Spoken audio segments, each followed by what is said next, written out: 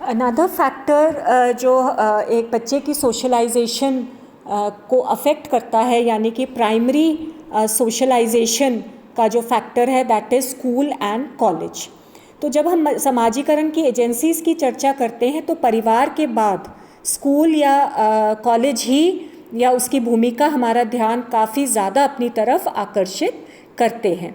तो विद्यालय का एक बच्चे के समाजीकरण के ऊपर किस प्रकार का प्रभाव पड़ेगा, वो कई प्रकार के कंडीशंस या कई प्रकार की सिचुएशंस के ऊपर डिपेंड करता है, जिसमें कि बच्चे का अपना व्यक्तित्व भी हो जाता है और उसके साथ साथ जो स्कूल या कॉलेज में जो बच्चा पढ़ता है वो किस प्रकार की सिचुएशंस हैं उस कॉलेज की, ये दोनों चीज़ें ही मिलजुल कर उस बच्चे के समाजीकरण को काफ़ी ज़्यादा प्रभावित करती है।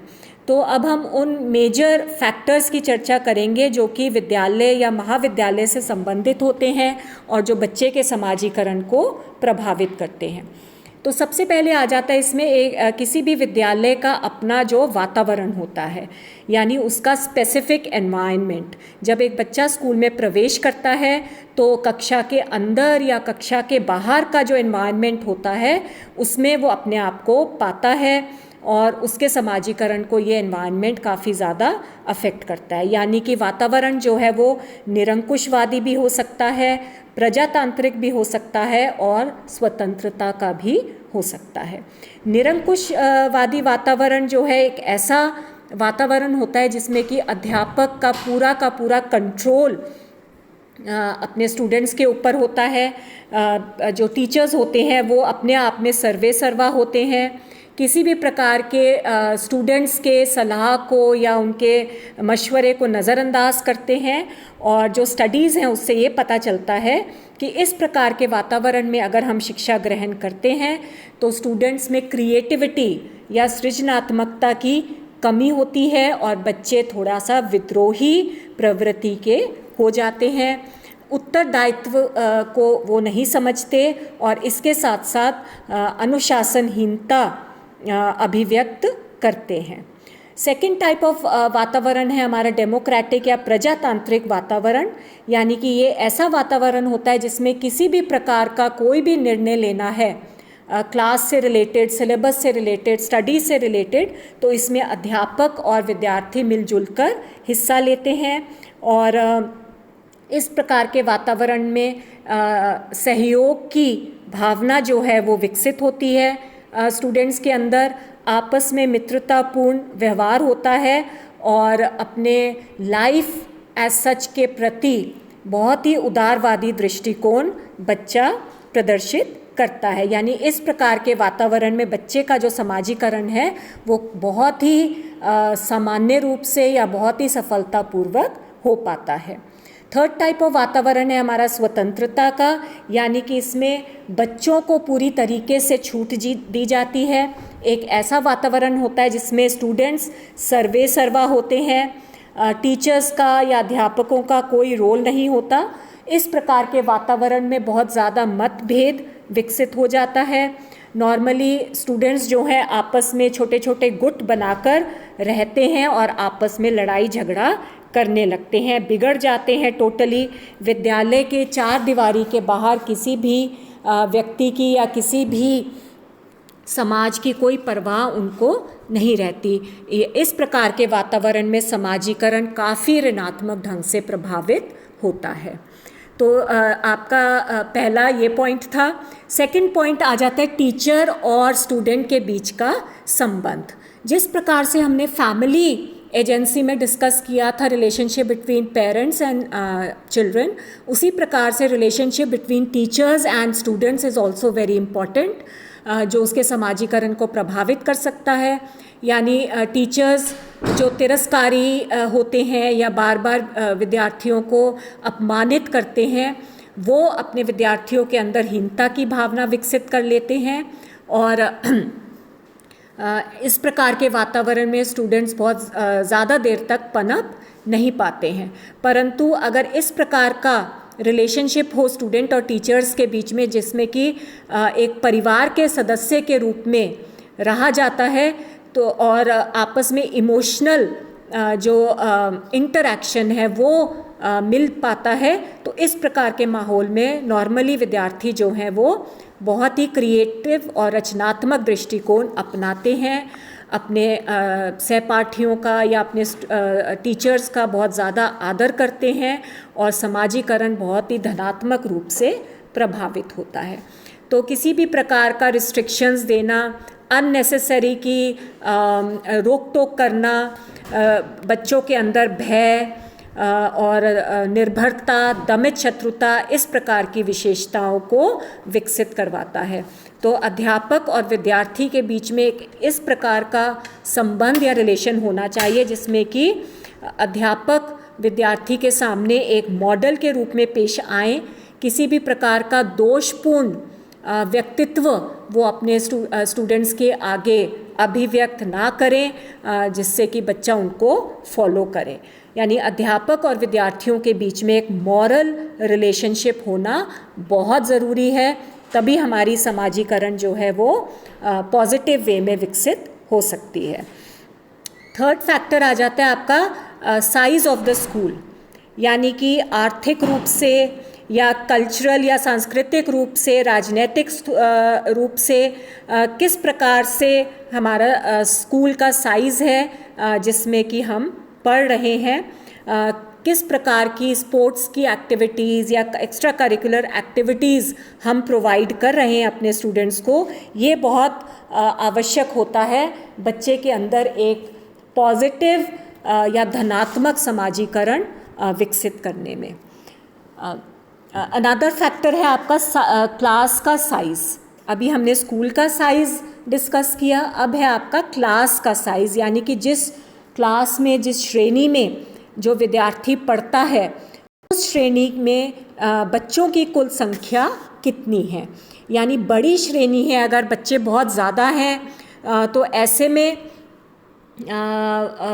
बच्चों को 1-to-1 या फेस टू फेस इंटरैक्शन अपने टीचर से करने का मौका कम प्राप्त होता है और बच्चे जो हैं अपने आप को बहुत ज़्यादा, कई बच्चे आगे बढ़ कर हर कार्य में हिस्सा ले लेते हैं और कुछ बच्चे ऐसे होते हैं जो इग्नोर हो जाते हैं, टीचर्स को भी उनके बारे में इतना ज़्यादा ज्ञान नहीं हो पाता।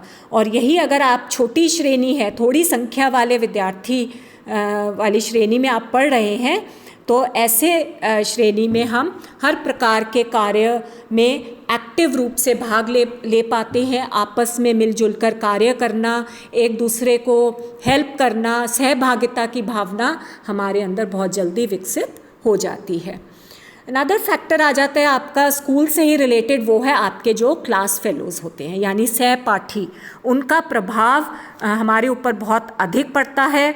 नॉर्मली ये देखा, स्पेशली जो छोटे बच्चे होते हैं वो एक दूसरे की देखा देख बहुत जल्दी गलत कार्य सीख जाते हैं, यानी नकल मारना, झूठ बोलना, चोरी चकारी करना, गाली गलौज करना, इस प्रकार के जो नेगेटिव गुण हैं वो बच्चों के अंदर बहुत तेज़ी से विकसित हो जाते हैं अगर वो अपने सहपाठियों को ऐसा करते देखते हैं। तो ये बहुत ज़रूरी होता है कि अगर टीचर्स यहाँ पर बहुत ज़्यादा रिस्पॉन्सिबल होते हैं, अगर वो इस प्रकार का बिहेवियर देख रहे हैं अपने क्लास के स्टूडेंट्स के बीच में, तो उस चीज़ को उनको अवॉइड करना चाहिए या किसी तरीके से उसके ऊपर रोक लगानी चाहिए। सिलेबस जो हमारा होता है, पाठ्यक्रम जिसको कहते हैं, उसकी अंतर्वस्तु भी विद्यार्थी के मन पे एक बहुत ही गहरी छाप छोड़ती है। यानी उस पाठ्यक्रम या सिलेबस के आधार पर ही विद्यार्थी के चरित्र का निर्माण होता है। जब विद्यार्थी बड़े बड़े महापुरुषों की गाथाओं को पढ़ते हैं, उनकी जीवनियों को पढ़ते हैं, जैसे महात्मा गांधी हो गए या लाल बहादुर शास्त्री हो गए, तो उनसे हम बहुत ज़्यादा प्रभावित हो जाते हैं और उनकी पर्सनालिटी को या उनके कार्य करने के तरीक़ों को अपने अंदर इंटीग्रेट करते हैं, उसकी तरह बनने की कोशिश करते हैं। तो पाठ्यक्रम विद्यार्थी की अभिवृत्तियों को प्रभावित करते हैं, किस प्रकार का पॉलिटिकल शासन है या हमारे हिस्ट्री में किस प्रकार के रूलर्स आए थे जिन्होंने किस तरीके से हमें रूल किया है, इन सब चीज़ों का भी एक बच्चे के, एक स्टूडेंट के मन पर बहुत गहरा असर होता है। तो इस बात का बहुत ज़्यादा ध्यान रखना चाहिए कि पाठ्यक्रम हम ऐसा बनाएं जिससे क्रूरता वाली जो बातें हैं या समाज विरोधी जो बातें हैं वो बहुत कम सम्मिलित होनी चाहिए, और वीर पुरुषों की गाथाओं को, जीवनियों को और अच्छी मॉरलिस्टिक बातों को पाठ्यक्रम में इंक्लूड करना चाहिए। तो ये थी आपकी second agency which is called school और कॉलेज। थर्ड एजेंसी आ जाती है जिसको हम अभिजात समूह या पीयर ग्रुप कहते हैं। अभिजात समूह एक ऐसा समूह होता है जिसमें वो सारे बच्चे आपस में शामिल होते हैं जो स्कूल्स में नहीं पढ़ते, एक स्कूल में नहीं पढ़ते, यानी कि एक स्कूल में पढ़ने वाले जो बच्चे हैं उनको हम सहपाठी कहते हैं। पीयर ग्रुप यानी कि आपका हम उम्र का जो फ्रेंड सर्कल होता है, जो सोशल ग्रुप होता है हम उम्र का, उसको हम अभिजात समूह कहते हैं। तो इसमें बच्चों के आपस के संबंध बहुत निकट होते हैं। आस पड़ोस में एक ही गली मोहल्ले में रहने वाले बच्चे जो हैं इस प्रकार के अभिजात समूह का हिस्सा बन जाते हैं। तो यहाँ पर हम एक ग्रुप में रहना, एक दूसरे से कोऑपरेट करना, एक दूसरे को सहयोग देना, मिलनसार जो एटीट्यूड है या पर्सनालिटी है वो विकसित करना, इस प्रकार के पॉजिटिव गुण जो है हम विकसित कर सकते हैं। परंतु कई बार हमजात समूह में बच्चे जो हैं वो नेगेटिव क्वालिटीज़ भी विकसित कर लेते हैं, गुंडागर्दी करना, एंटी सोशल कार्यों में हिस्सा लेना। तो इस बात का टीचर्स और पेरेंट्स को बहुत खास ध्यान रखना पड़ता है कि हमारे बच्चे किस प्रकार के अभिजात समूह का हिस्सा बने हुए हैं। तो अभिजात समूह भी बहुत इम्पॉर्टेंट होता है, बिकॉज़ अगर कोई बच्चा इस प्रकार के समूह का हिस्सा नहीं है तो उसके अंदर एक फीलिंग ऑफ इनसिक्योरिटी आ जाती है कि मैं किसी भी प्रकार के मैं इस लायक ही नहीं हूँ कि मैं अपने पीयर ग्रुप का कोई हिस्सा बन सकूँ। अनदर फैक्टर इज़ नेबरहुड या पड़ोस। ये भी एक इम्पॉर्टेंट एजेंसी है समाजीकरण की, यानी कि जिस एरिया में या जिस घर में रह रहे हैं वहाँ पर आस पड़ोस में किस प्रकार के लोग रह रहे हैं। ज़्यादातर ये देखा जाता है कि अगर हायर एजुकेशनल स्टेटस वाले यानी कि हायर शैक्षणिक स्तर वाले पड़ोसी हैं हमारे, तो उसका हमारे बच्चे के ऊपर काफ़ी पॉजिटिव इफ़ेक्ट हो सकता है।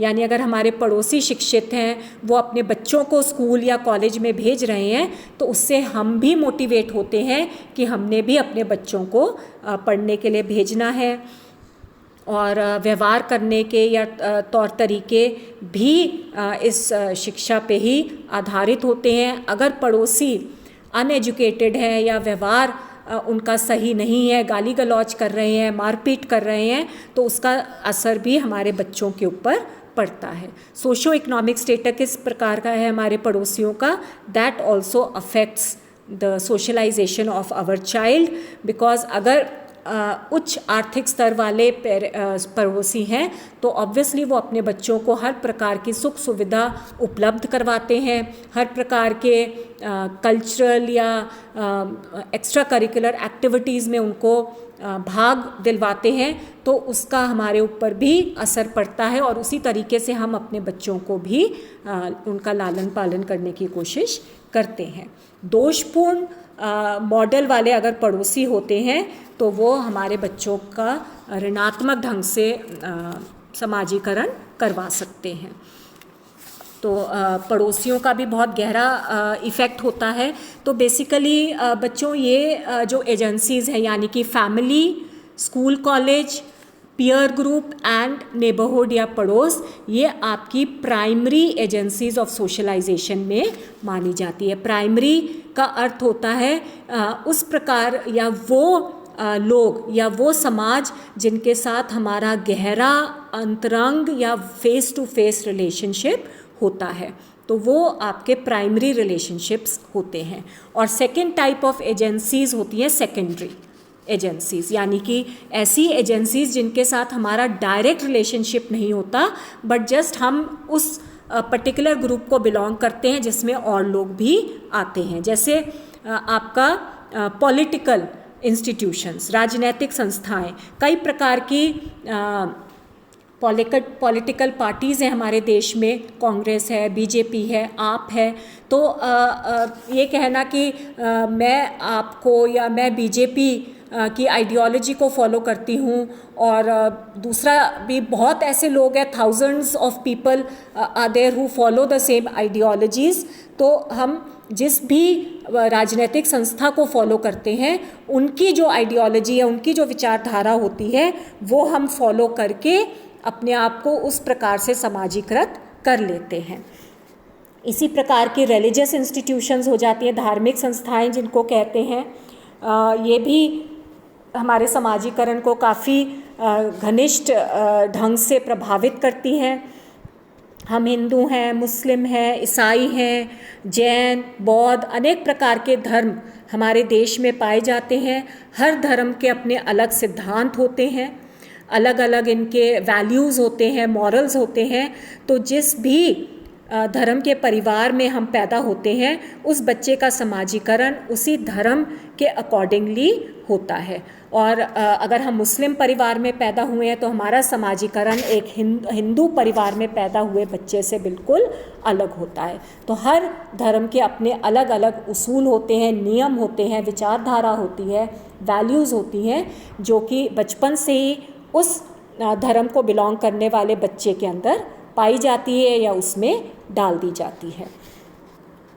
इसी प्रकार से संस्कृति हो जाती है, यानी कि कल्चर। जिस संस्कृति या कल्चर में हम बॉर्न होते हैं, जिसमें हमारा पालन पोषण होता है, या जिस जाति में या जिस वर्ग में हमारा पालन पोषण होता है, उनकी जो वैल्यूज़ होती हैं, उनके जो मूल्य होते हैं, वो हमारे अंदर शुरू से ही इनग्रेन कर दिए जाते हैं, शुरू से ही हमारे अंदर डाल दिए जाते हैं। और उसी प्रकार से हमारे अंदर जो समाजीकरण की जो क्वालिटीज़ हैं वो विकसित होती हैं। तभी हम देखते हैं ना कि इस जाति वाले बच्चों के अंदर इस प्रकार के गुण हैं, या उस जाति वाले बच्चों के अंदर उस प्रकार के गुण हैं। अगर हम हिंदू या मुस्लिम, सपोज़ मुस्लिम फैमिली में पैदा होते हैं, तो मुस्लिम्स में भाईचारे का जो गुण जो है वो बहुत ज़्यादा इम्पॉर्टेंट या अहम माना जाता है। इसी प्रकार से हिंदू धर्म में ईमानदारी जिसको कहते हैं, या एक दूसरे को सपोर्ट करना, एक दूसरे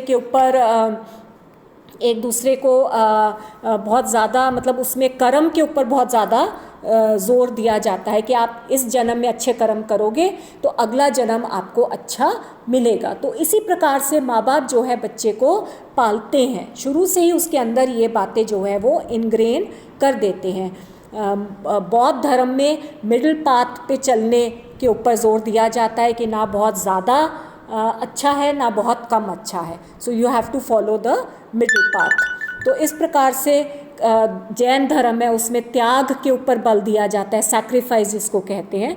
तो it all depends on which type of culture that we are born into, किस टाइप की जाति या किस टाइप के वर्ग में हमारा पालन पोषण हुआ है, उसके अकॉर्डिंगली हमारा समाजीकरण होता है।